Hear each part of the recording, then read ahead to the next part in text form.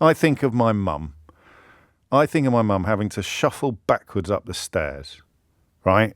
Because her hip had given out on her and she couldn't do it. So she'd shuffle backwards on her backside up the stairs. And that is what 7.6 million people on a waiting list looks like. You've got to love a scapegoat, lads. Come on. Everybody loves a scapegoat. Sounds like a rubbish Chaz and Dave song, doesn't it? Everybody loves a scapegoat. I don't know who the next scapegoat will be. And I don't know who you scapegoat for the fact that the waiting lists have gone up even further. And I don't know what the numbers mean.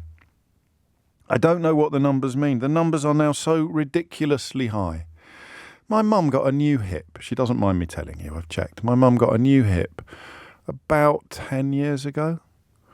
And it was it was more than 10 years ago, actually. I think it was about 15 years ago. I'll get a text off her in a minute. And it was such a smooth operation. Little tribute to Sade there for older listeners. It was such a smooth operation, the whole shebang from beginning to end. I mean, she was in pretty dire straits by the time she got into hospital. But it was done relatively quickly from the moment when she acknowledged that she needed it. Because, surgery is not something you should rush into headlong. But it was a pretty straightforward business from the moment that she agreed that she needed the surgery. And I don't think she'd get one now. I mean, she's well into her 80s. The idea of joining another waiting list now, and she could do with a new knee, to be honest with you, but I think that generation soldier on, don't they? And I don't know what that means in the context of 7.6 million people. Are some of these people waiting to have their tonsils removed? Is that still a thing? Do people still have tonsillectomies and then a lovely bowl of ice cream immediately afterwards? I was so hungry at boarding school that I once considered faking tonsillitis just to get the ice cream that I'd heard they gave you in hospital after you'd had your tonsils removed. I lived in a state of constant hunger at boarding school. I think they thought it was character forming. And you always tried to sit next to the bloke at breakfast who would eat all the rancid boiled eggs that passed for our breakfast. But I never did. I didn't fake tonsillitis in order to get the ice cream, but I considered it. So what does it mean? 7.6 million. And listen to this.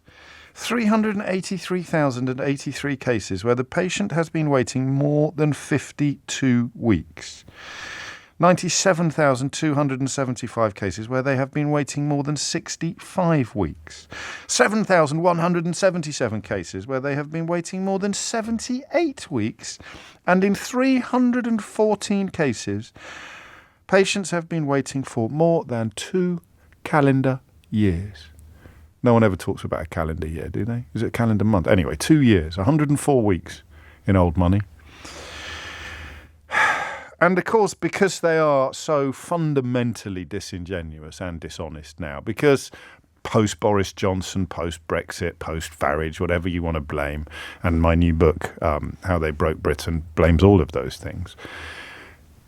Whatever you want to blame, whoever you want to blame, the lie is now the point. The lie is now the policy. Lying about 4-star hotels, as we have established this week. Lying about the European Convention on Human Rights, which is what they're reduced to today. Lying about the reasons for the NHS being in such dire straits. Rishi Sunak tries to blame it on the striking doctors. I think he got bearded, didn't he?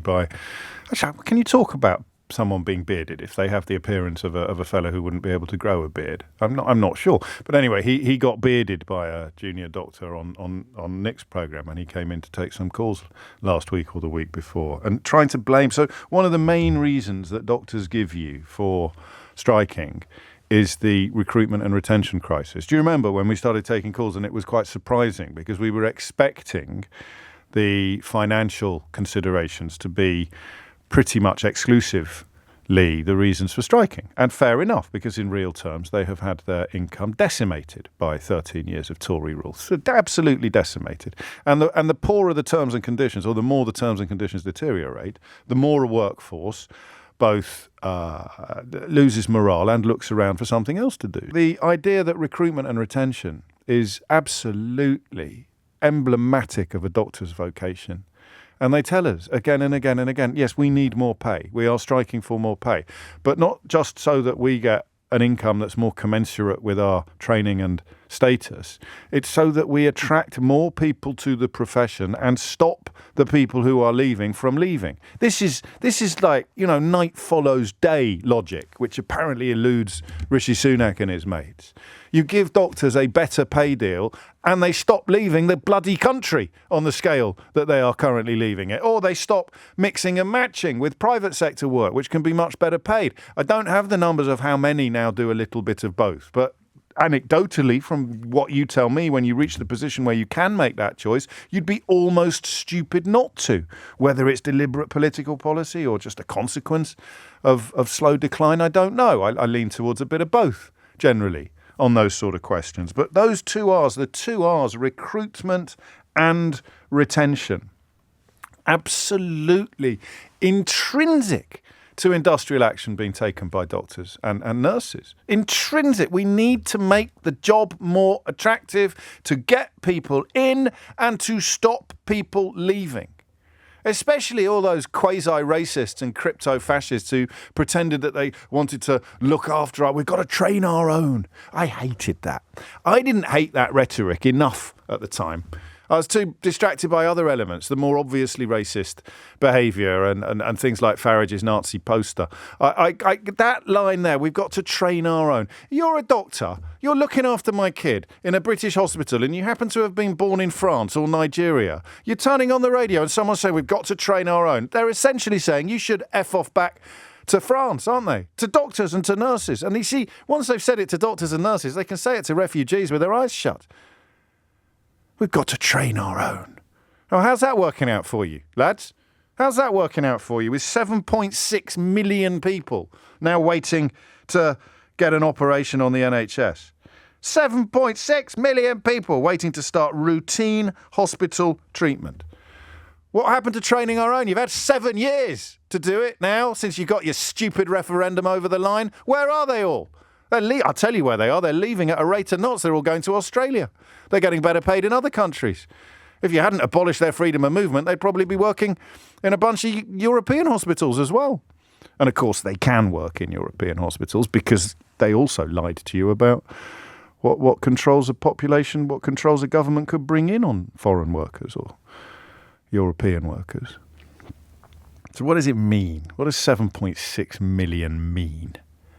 What does it mean to you? Can we try, in our own clumsy, humble way this morning, to just put some faces on these figures? I think of my mum. Having to shuffle backwards up the stairs, right? Because her hip had given out on her and she couldn't do it. So she'd shuffle backwards on her backside up the stairs. And that is what 7.6 million people on a waiting list looks like. That is someone who can't leave their house because they're in too much pain. It will be trivial stuff or relatively trivial stuff as well. But my goodness me, you need to put some faces on these figures. And don't hold back from telling me what you think about Rishi, if you are a doctor, what you think about Rishi Sunak's attempts to blame you. After 13 years of Tory rule, in 2010, patient satisfaction with the NHS was the highest in history. That, remember, smack in the middle of a global financial crisis that the liars, tried to blame on Gordon Brown. All of this stuff is linked. If you get out of bed on the right side in the morning, it's all linked. Highest patient satisfaction in the history of the NHS in 2010. Fast forward 13 years of Tory rule, 7.6 million people waiting for routine hospital treatment. Faces on the figures, please. What does that mean? And for doctors and for nurses. We probably didn't give you enough space to tell us what you thought about Rishi Sunak trying to blame these figures on you. It's another one of his key pledges, of course, to cut waiting lists before the next election. And he did last month claim that strikes had made it more challenging to bring down waiting list numbers, which, is so stupid. You send doctors back to work happy. You create a health service into which more and more people want to move and work. And waiting lists start shrinking immediately. But he's not interested in patients. He's not interested in you. He's only interested in headlines and posturing and ludicrous, empty rhetoric. And when he's not scapegoating refugees, He's scapegoating doctors. And if they'll scapegoat doctors, they'll scapegoat anybody.